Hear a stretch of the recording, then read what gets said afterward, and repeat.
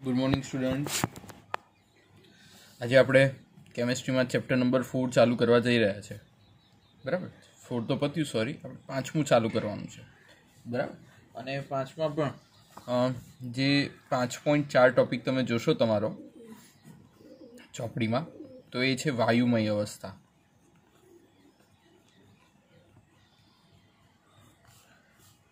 વાયુમય અવસ્થા જે આપણો ટોપિક છે એના વિશે આજે આપણે ચર્ચા કરવાની છે કે ભાઈ વાયુમય અવસ્થા કઈ રીતે આધાર રાખે અને વાયુમય અવસ્થા એટલે શું. બરાબર, તો જાણીએ છીએ એ રીતના કે જે વાયુમય અવસ્થા છે એ દ્રવ્યની સૌથી સરળ અવસ્થા છે. દ્રવ્યની સૌથી સરળ અવસ્થા છે. કઈ અવસ્થા? વાયુ અવસ્થા. એ સૌથી સરળ અવસ્થા છે. જેમ કે આપણને ખબર કે હવાના મહાસાગરમાં ડૂબેલા રહીએ તો હવા વાયુનું મિશ્રણ છે, એની પણ આપણને ખબર છે. વાતાવરણ જેનો ઉપરનો સ્તર ટ્રાપોસ્ફિયર છે, તો પછી સ્ટ્રેટોસ્ફિયર, એ બધા વિવિધ સ્તર છે, તો ત્યાં બધું છે વાયુઓ છે. બરાબર, તો એ સાથે સાથે જે ઓઝોનનું સ્તર છે, ઓઝોન વાયુનું જે સ્તર છે, ઓઝોન વાયુનું જે સ્તર છે, એ ઓઝોન વાયુના સ્તરને કારણે જે યુવી કિરણો, અલ્ટ્રાવાયોલેટ કિરણો સૂર્યના જે પૃથ્વી પર આવે છે, એને ઓઝોનનું સ્તર શું કરે છે? રોકે છે. બરાબર, જેને કારણે આપણું પર્યાવરણ સચવાયેલું રહે છે. જો અલ્ટ્રાવાયોલેટ કિરણો વધારે આવે તો આખું પૃથ્વીનું સ્તર ડિસ્ટર્બ થઈ જાય. બરાબર, તો કયા કયા વાયુઓ છે તમે જાણો છો? એક તો હાઇડ્રોજનથી લઈ જાઓ. બરાબર, પછી નાના પાર્ટિકલ 15મા પર આવો તો નાના પાર્ટિકલ અસરાની સબબિકાવાળા, એટલે આમાં નાઇટ્રોજન છે, હાઇડ્રોજન છે, ફોસ્ફરસ આર્સેનિક નથી. પછી ઉસ્સેટીપો એટલે સલ્ફર સિલેનિયમ નથી, ઓક્સિજન છે. પછી ફ્લોરિન, ક્લોરિન, બ્રોમિન, આયોડિન, તો બ્રોમિન આયોડિન નથી, ફ્લોરિન ક્લોરિન છે. પછી આદર્શ વાયુ તો બધા, હિલિયમ, નિયોન, આર્ગન, ક્રિપ્ટોન, ઝેડોન અને રેડોન, આ બધા શું છે? વાયુઓ છે. બરાબર, એટલે આ બધા વાયુઓ છે. Hydrogen, nitrogen, oxygen, fluorine, chlorine, helium, neon, argon, krypton, ઝેડોન, રેડોન, આ બધા વાયુઓ છે. બરાબર, તો આ વાયુ અવસ્થાના ગુણધર્મો વિશે જો જોવું હોય તો એ કેવા હોય? સંકોચનીય હોય.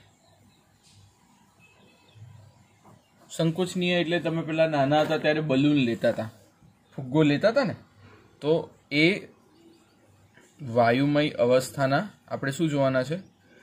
ગુણધર્મો જોવાના છે. તો વાયુમય અવસ્થાના ગુણધર્મોમાં એનો સ્વભાવ કેવો છે? સંકોચનીય છે. પાછી વાયુઓ બધી દિશામાં સરખું દબાણ ધરાવે. પહેલો અગત્યનો પોઈન્ટ એ છે, વાયુઓ બધી દિશામાં સરખું દબાણ ધરાવે. એવું નહીં કે આ દિશામાં સરખું હોય. ફુગ્ગો હોય તો આ દિશામાં દબાણ વધારે, આ દિશામાં ઓછું, આ દિશામાં વધારે, આ દિશામાં એકદમ ઓછું, એવું નહીં. સરખું જ દબાણ બધી જગ્યાએ. બરાબર, પછી વાયુઓને ઘન પ્રવાહી કરતા ઓછી ઘનતા હોય. વાયુઓને ઘન પ્રવાહી કરતા ઓછી ઘનતા હોય. એની ઘનતા કેવી હોય? ઘન પ્રવાહી કરતા ઓછી હોય. બરાબર, એના કદ અને આકાર નિશ્ચિત હોતા નથી. એટલે એના કદ અને આકાર જે હોય છે એ નિશ્ચિત હોતા નથી. કોના? વાયુઓના. બરાબર, પછી વાયુઓ જે હોય છે એ એકબીજાની યાંત્રિક મદદ વગર એક સરખી રીતે મિક્સ થાય. તમારે ઓક્સિજનને હાઇડ્રોજન સાથે મિક્સ કરવા જવો પડે છે કે લાવો ઓક્સિજનને હાઇડ્રોજન સાથે મિક્સ કરું, તો મિક્સ કરવા જવો પડે છે. તો આ મિક્સિંગની જે પ્રોસેસ છે, મિક્સિંગ એટલે મિશ્ર થવાની જે પ્રોસેસ છે, એ કોઈ પણ જાતની યાંત્રિક ક્રિયા વગર થાય છે. કોઈ પણ જાતની યાંત્રિક ક્રિયા વગર થાય છે. તો આ બધા થયા વાયુના ગુણધર્મો. આ વાયુના ગુણધર્મના આધારે આપણે ટોટલ 4 નિયમ જોવાના છે. એમાંથી આજે આપણે 3 નિયમનો તો અભ્યાસ 100% કરીશું. બરાબર. તો એ નિયમો ખૂબ અગત્યના છે. નિયમો આવડશે તો જ હવે આગળનું કેમેસ્ટ્રી આવડશે, એટલા અગત્યના છે. બરાબર. તો પહેલો નિયમ છે બોયલનો નિયમ. કોનો નિયમ? બોયલનો નિયમ. બોયલનો નિયમ શું કહે છે? રોબર્ટ બોયલે એના પ્રયોગોના આધારે બધા જે નિષ્કર્ષ કાઢ્યા એમાં એને કહ્યું કે અચળ તાપમાને નિશ્ચિત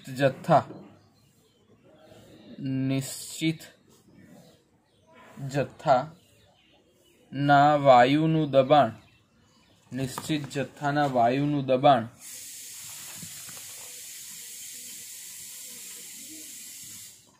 તેના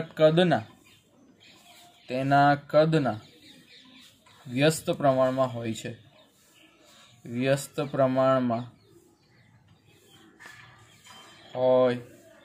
છે. બરાબર. એટલે જે અચળ તાપમાન લઈએ ત્યારે નિશ્ચિત જથ્થાના વાયુનું દબાણ, એટલે નિશ્ચિત જથ્થો જે વાયુનું દબાણ હોય તે તેના કદના વ્યસ્ત પ્રમાણમાં હોય છે. બરાબર. એટલે પી જે છે એ પ્રપોર્શનલ છે 1/v. કોના વ્યસ્ત પ્રમાણમાં છે? 1/p ના. જ્યાં તાપમાન કેવું છે? અચળ તાપમાન. અને અહીંયા જે એન તો આવશે, ખાલી અચળ ટી રાખો ને એટલે બહુ છે. બરાબર. એટલે નિશ્ચિત તાપમાને નિશ્ચિત જથ્થો એટલે શું? Number of moles n. તો નિશ્ચિત જથ્થાના વાયુનું દબાણ તેના કદના વ્યસ્ત પ્રમાણમાં હોય છે. હવે જો તમે પ્રોપોર્શનાલિટી કાઢો તો શું આવે? ચલે છે કાઢો તો આવે શું? P = K1 × 1/v. P1 શું આવે? K1/v આવે. જ્યાં K1 એટલે શું? K1 જે છે એ સપ્રમાણતાનો અચળાંક છે. બરાબર. P અને V શું છે? P અને V ને આપણે જે જોઈએ તો અહીંયા P એટલે કહેવામાં આવે દબાણ અને V એટલે કહેવામાં આવે કદ. બરાબર. તો V આ બાજુ જશે તો PV = K1. બરાબર. તો હવે આના ઉપરથી એનો અર્થ એવો થાય છે કે નિશ્ચિત જથ્થાનો વાયુ, મતલબમાં નિશ્ચિત જથ્થાનો આપણે ધારો કે કોઈ PV = K1 આવ્યું તો કોઈ બે વાયુઓ હોય, જેમ કે વાયુ પહેલો હોય તો વાયુ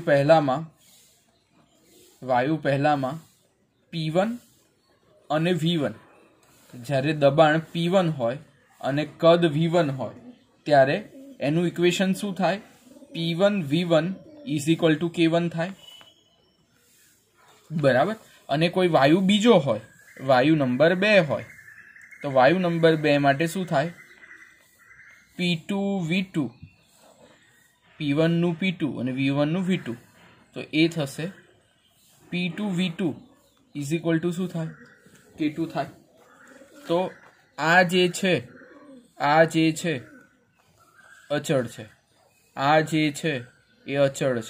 એટલે P1 V1 = થશે P2 V2. P1 V1 બરાબર થશે P2 V2. બરાબર. તો આ હિસાબે લેવા જઈએ તો P2 નીચે આવે એટલે P1/P2 = V2/V1. બરાબર. એટલે P1/P2 = V2/V1. આ ટાઈપનું કંઈક થાય. સમજ્યા? હવે જ્યારે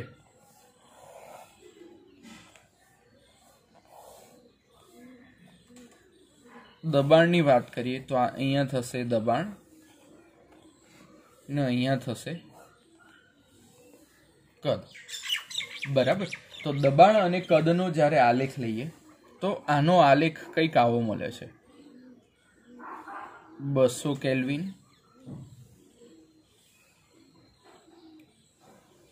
400 કેલ્વિન, 600 કેલ્વિન, બરાબર. વિવિધ જુદા જુદા આલેખ મળે છે. દબાણ વિરુદ્ધ કદ, કોના વિરુદ્ધ? દબાણ વિરુદ્ધ કદ. અને સેમ વસ્તુ જ્યારે દબાણ P અને 1/V હોય, કદ કેવું હોય? તો 1/V હોય, ત્યારે તાપમાન મળે છે T1, T2 અને T3, બરાબર. એટલે આ ટાઈપના 2 ટાઈપના ગ્રાફ આપણને મળે છે, બરાબર. તો આના ઉપરથી એવું કહી શકાય કે જ્યારે કોઈ પણ અચળ તાપમાને આલેખ દોરવામાં આવે, બરાબર, જ્યારે આપણે તાપમાન કેવું રાખીએ, કોઈ પણ જુદા જુદા વાયુઓને અચળ તાપમાને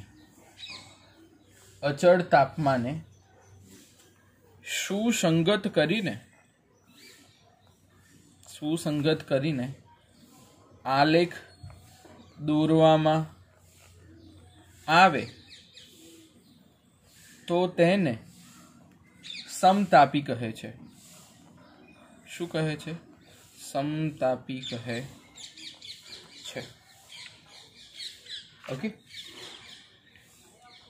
આ ટાઈપની કંઈક અસર આપણને જોવા મળે છે. હવે વ્યાખ્યા પ્રમાણે આપણે જોઈએ તો બોયલના સમીકરણમાં આપણે જાણીએ છીએ, બોયલનું સમીકરણ આપણે અત્યારે જોયું, તો બોયલના સમીકરણ પ્રમાણે આપણે શું લખ્યું કે ભાઈ PV બરાબર અચળ, PV બરાબર K1 લખ્યું હતું ને, એટલે અચળ થાય, બરાબર. અને બીજું ઇક્વેશન શું જોયું? P1V1 is equal to P2V2. તો અહીંયા જે V છે એને આપણે જો ઘનતા સાથે સરખાવીએ, જસ્ટ લાઈક ઘનતા છે, ઘનતાને ઇંગ્લિશમાં કહેવાય ડેન્સિટી, એટલે એને કહેવાય સ્મોલ d. તો સ્મોલ d બરાબર સ્મોલ m અપોન v થાય, સ્મોલ d બરાબર સ્મોલ m અપોન v થાય. હવે સ્મોલ m એટલે શું થાય? દળ. અને કેપિટલ V એટલે શું થાય? કદ. તો આના મૂલ્ય પરથી આપણે કહી શકાય કે જો m અપોન v જે છે એને આપણે મૂકીએ, m અપોન v ને આપણે જો ઇક્વેશનમાં મૂકીએ, તો પહેલા તો શું છે કે ભાઈ d બરાબર અહીંયા PV બરાબર K1 છે. તો હવે સમજવાની શું જરૂર છે? આપણે વેલ્યુઝ પુટ કરવાની છે. શેમાં? ઘનતામાં. તો કઈ રીતે કરશું વિચારો. એમાં કશું કરવાનું નથી. શું કરવાનું છે? કરવાનું એ જ છે આપણે કે PV બરાબર K1 છે, તો અહીંયા V ને સૂત્રનો કરતા બનાવો, તો V બરાબર શું થશે? K1 અપોન P થશે. તો આ K1 અપોન P ને આપણે ક્યાં મૂકવાનું છે? અહીંયા મૂકી દઈએ. તો M બરાબર K1 અપોન P થશે. P ક્યાં જતો રહેશે? ઉપર જતો રહેશે. એટલે શું થશે? P into M upon K1 થશે, બરાબર. એટલે P ઇન્ટુ M અપોન શું થશે? K1. હવે M અપોન જે K1 છે એ બરાબર શું થાય? K ડેશ થાય. તો શું થાય? K ડેશ ઇન્ટુ P, બરાબર. તો આ ટાઈપનું ઇક્વેશન જે છે એ નિયમ થશે બોયલનું ઇક્વેશન. એટલે તમારે 3 પાનાની થિયરી થાય. બોયલનો નિયમ આટલું ને આટલું બધું લખવું પડે, બરાબર. બીજું એસાઇનમેન્ટમાં તમને એક્સ્ટ્રા જે લખવા લાયક હશે એ બધું મોકલીશ, એટલે તમે એ પ્રમાણે જોઈને લખજો, બરાબર. ચલો પછી આપણે સેકન્ડ ક્વેશ્ચન કરવાના છીએ, એ છે ચાર્લ્સનો નિયમ. શેનો કરવાના છીએ? ચાર્લ્સનો નિયમ. ચાર્લ્સના નિયમમાં જો કહેવા જઈએ તો ચાર્લ્સ અને ગેલ્યુલેક સ્વતંત્ર રીતે ગરમ બલૂન ટેકનોલોજીમાં સુધારો કર્યો ને એ બધું તો વાત બરાબર છે, પણ સૌપ્રથમ તાપમાન અને ખાસ કરીને જોવા જઈએ તો એને કદ, બરાબર, 0°C તાપમાને અને તાપમાન અને કદના આધારે ચાલશે અમુક સંબંધો દર્શાવ્યા હતા. તાપમાન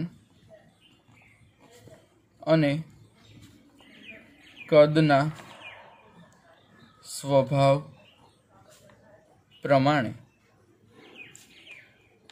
ચાલશે કેટલાક સંબંધો તારવ્યા હતા. બરાબર. જેમ કે આપણે જોવા જઈએ તો 0°C અને T°C તાપમાન હોય, 0°C તાપમાન અને T°C તાપમાને આપણે કદની જો ચર્ચા કરીએ તો 0° તાપમાને કેટલું હોય? V0 હોય અને T°C તાપમાને કેટલું હોય? VT હોય. એટલે 0°C એ V0 અને T°C એ શું હોય? VT હોય. તો આની જ્યારે ચર્ચા કરીએ એટલે કે VT બરાબર V0 પ્લસ T/273.15 V0 જેટલું થાય એવો આને નિયમ ધાર્યો હતો. બરાબર. હવે આમાં તમે જોવા જઈએ તો V0 શું થશે? V0 અહીંયા પણ છે ને અહીંયા પણ છે એટલે કોમન લેવું પડશે. એટલે VT બરાબર V0 1 plus T/273.15 1/V0 1 plus T/273.15. હવે 273.15 ને અહીંયા ગુણાકારમાં લઈએ તો VT બરાબર V0 273.15 પ્લસ T/273.15. બરાબર. તો આ ટાઈપનો એનો નિયમ એને શરૂઆતમાં તારવવાનો ટ્રાય કર્યો. આ માપક્રમને કેલ્વિન તાપમાન માપક્રમ, આ જે માપક્રમ છે આ માપક્રમને કેલ્વિન તાપમાન માપક્રમ, કેલ્વિન તાપમાન માપક્રમ અથવા નિરપેક્ષ તાપમાન માપક્રમ પણ કહે છે.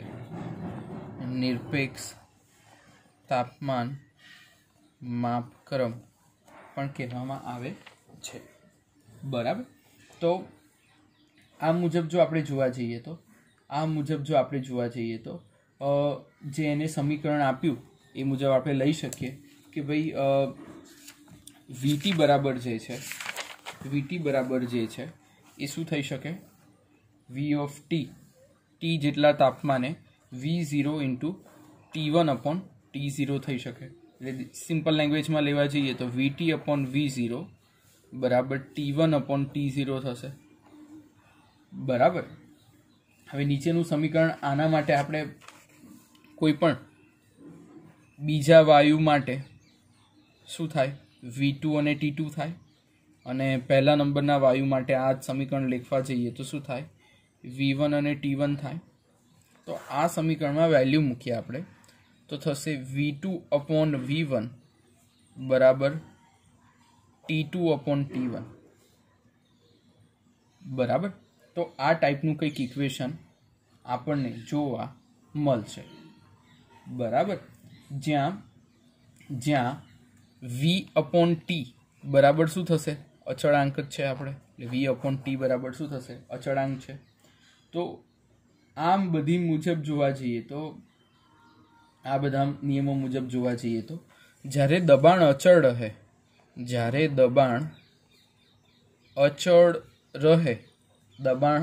રહે તો નિશ્ચિત દળના વાયુનું કદ નિરપેક્ષ તાપમાનના સમપ્રમાણમાં છે. નિરપેક્ષ તાપમાનના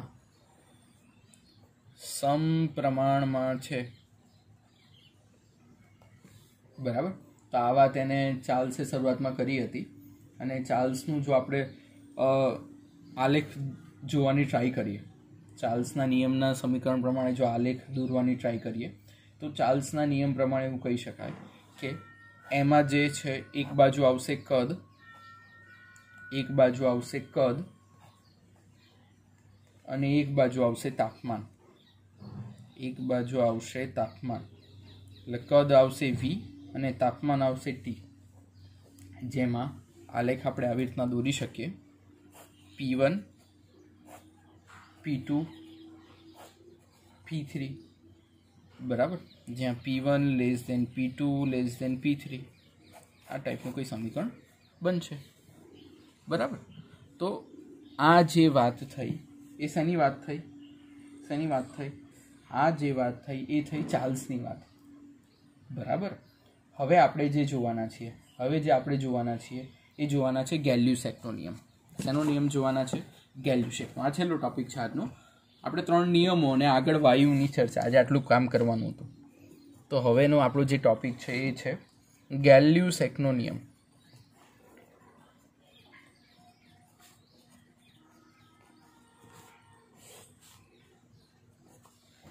બરાબર. તો જે વાહનોમાં જે આપ દબાણ જોઈ શકો છો, બરાબર, તો જેમ જેમ તાપમાન વધે એમ એ રિલેટેડ પ્રેશર પણ વધતું જાય.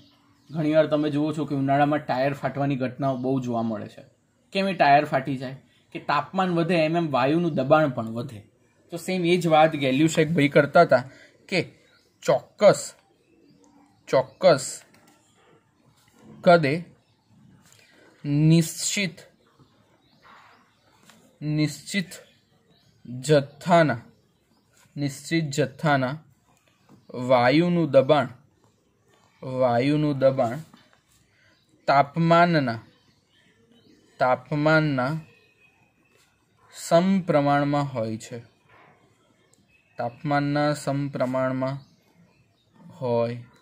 છે. બરાબર. એટલે આના પરથી જોવા જઈએ તો પ્રેશર પ્રપોર્શનલ ટુ ટી. શું છે? પ્રેશર પ્રપોર્શનલ ટુ ટી છે. તો જ્યારે આપણે આ પ્રપોર્શનાલિટી કોન્સ્ટન્ટ કાઢીએ ત્યારે થશે P બરાબર KT. શું થશે? P બરાબર KT.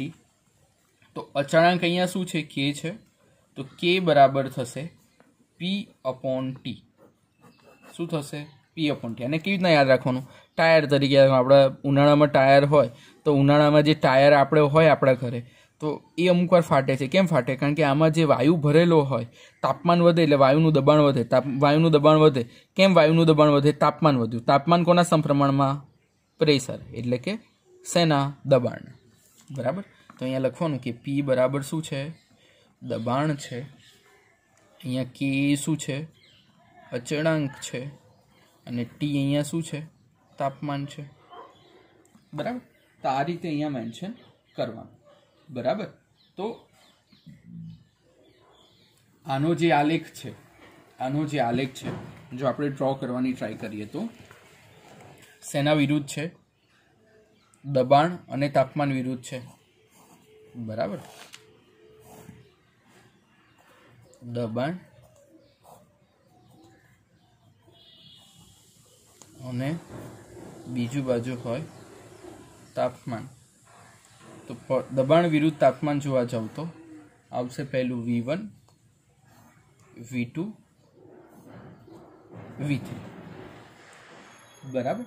V1, V2 અને V3 ત્રણના આધારે આપણે આલેખ દોરી શકીએ. V1, V2 અને V3. ઓકે. તો આ થયો ગેલ્યુસેકનો નિયમ કે ભાઈ દબાણ અને તાપમાન વિરુદ્ધ જ્યારે આલેખ દોરવામાં આવે ત્યારે V1, V2 અને V3 આવી રીતે એનો તફાવત મારી પાસે ડ્રો કરી શકો. બરાબર.